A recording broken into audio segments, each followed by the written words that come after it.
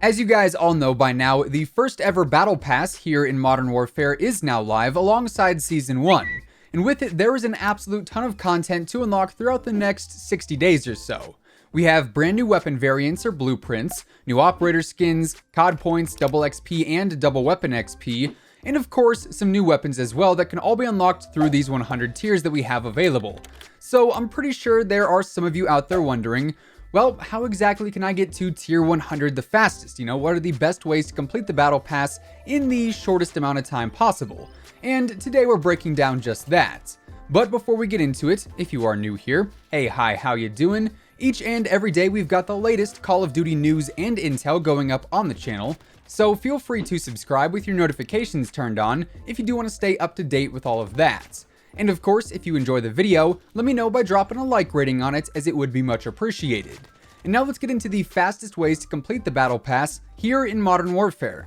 So if you didn't know, the Battle Pass tier progression is somewhat tied to XP. From what I understand, it is basically the equivalent of going through an officer rank per tier, meaning if you were to start this season back at rank 55 because of the officer rank reset, you would then complete the pass when you reach rank 155. So in turn, in order to pump out these tiers and grind through them as fast as possible, you are going to need to capitalize on any and all XP outputs that the game offers, from simply racking up those kill counts, to being the objective guardian, and pretty much everything else in between. But there are actually quite a few extra things you can do in order to help boost that tier progression, and in turn your overall level as well, kind of a win-win situation there. Also, you can rank up the Battle Pass by playing either multiplayer or Spec Ops, but honestly, I would opt for multiplayer there, just since the XP rewards are a bit better, and the Spec Ops difficulty is certainly not the most ideal for the amount of time it takes to complete any given mission. However, Spec Ops is always an option, so just keep that in mind. Anyways, first and foremost, double XP is obviously going to be the biggest help when it comes down to it, because obviously 2 times as much XP also means 2 times as much progression. Now, unfortunately, outside of the double XP tokens you can unlock from the campaign mode, or those unlocked through various promotions like Doritos, we don't really get a ton of double XP, as those weekends and events come around maybe once every 5 to 6 weeks at the most. But luckily, the pass itself can actually help out here, as there are like 11 or 12 tiers within the pass that include double XP as the reward. So once you end up surpassing those designated tiers, which are pretty frequent, before working on any of the following tips, activating that double XP you get is going to be a massive help when it comes to cutting down that time to reach tier 100.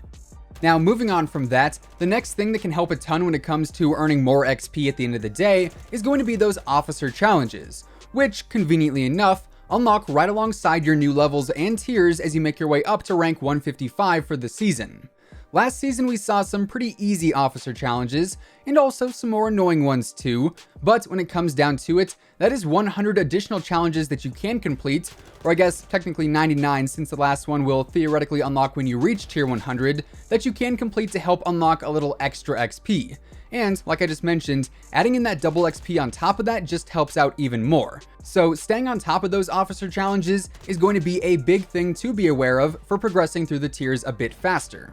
Next up, let's talk about support streaks. Now, this is not going to be a method of earning XP and tier progression that will just catapult you to rank 155 in a few hours, but hey, extra XP is extra XP, right? And the support streaks in the game end up giving a small amount of bonus XP as a little assist every time someone on your team gets a kill while said support streak is up. So here, the UAV and the advanced UAV are basically going to be your 2 best friends, as not only are they giving you information on where the enemies are, but they are also going to help your teammates out as well. And when your team is spying out while your UAV or advanced UAV is up, that is an extra plus 10 points per kill, which I know might not sound like a ton, but if you are dropping multiple support streaks per game and your team is slaying out throughout the whole match, there is a lot of extra XP, and in this case tier progression to be had that might as well not be wasted. Continuing on, this is probably the biggest thing to capitalize on throughout the entire video, as it offers the best XP per minute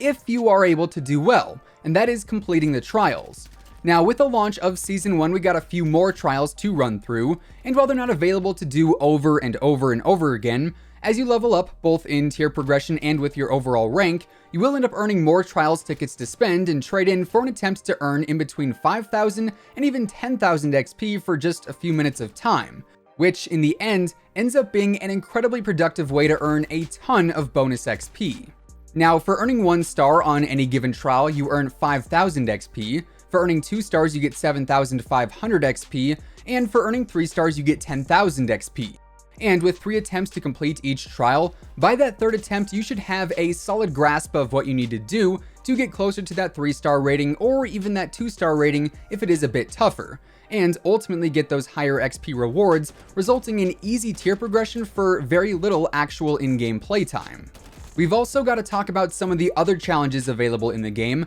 as they also offer plenty of bonus XP too. Specifically the mission challenges, which can sometimes offer 7 or 8 individual tasks that all grant you bonus XP, each greater than the last. There is also the daily challenges, of course, and those are certainly worth looking into, although the XP rewards there will be a little lower, but most of the time they are pretty easy. However, like I said, through the mission challenges, there are a ton of various tasks you can complete to earn upwards of 5,000, 6,000, 7,000, and even 8,000 plus XP, which is definitely going to equate to some nice tier progression at the same time. Another thing you can look into taking advantage of is farming the objectives in various modes, as this is going to ultimately help a ton with earning a lot of extra bonus experience simply for playing around the objectives. In Domination, taking enemies off of your flags and earning the Defender bonus is some easy XP, and same deal goes with the Attacker bonus of taking out enemies while you are capturing a flag. In Hardpoint or Headquarters, getting kills in the HQ or the Hardpoint is going to equal more XP, and collecting tags and kill confirmed does the same. So farming objective experience is also going to help tier progression in a way as well. Now, speaking of gameplay bonuses, certain medals will also give you some extra XP, like headshots, long shots, and revenge medals, and even the medals you get for going on streaks, like the Relentless, Brutal, and Juggernaut medals. All of those streak-based medals will end up granting you up to 1,000 XP for those streaks. Obviously, the higher the streak you go on, the higher the bonus, but those, coinciding with all of the other medal rewards, is also a ton of bonus XP too, which once again just means you are getting a little extra tier progression just for focusing on doing a few small things with your gameplay. Now, something that is not necessarily guaranteed, but I would say is likely just going off of the patterns of what we've seen in the past, is some kind of double tier weekend event. We saw these a lot back in Black Ops 4, but the catch here is we probably would not see something like this until the very end of the season, if we even got one at all. But for those of you who are cutting it close near the end of Season 1, I would say a double tier weekend will likely spring up in the final 1 to 2 weeks before Season 2 launches. So there is always that possibility as well for some pretty easy tier progression at the end of the day. There is also one other option you can choose to speed things up, however it is not one that I would necessarily advise, and that is simply buying tiers. Now, each tier in this game is worth 150 COD points, which is roughly equal to $1.50, meaning you would have to spend $150 or 15,000 COD points to buy the entire pass outright, which honestly is not really worth it whatsoever, seeing as there are so many ways to help boost that tier progression simply by just playing the game. But yes, obviously, buying tiers is the single fastest way to get through the pass, but it's also not really a great investment, at least in my own opinion, since we're going to get another pass here in like 9 weeks or so. However, the option is there if need be. Also, one last thing I did want to mention, if you are someone who plans on playing the game a lot over the next couple of months, I would actually recommend buying the base version of the pass for 1,000 COD points, since you will end up earning all of those COD points back by the time you complete the pass.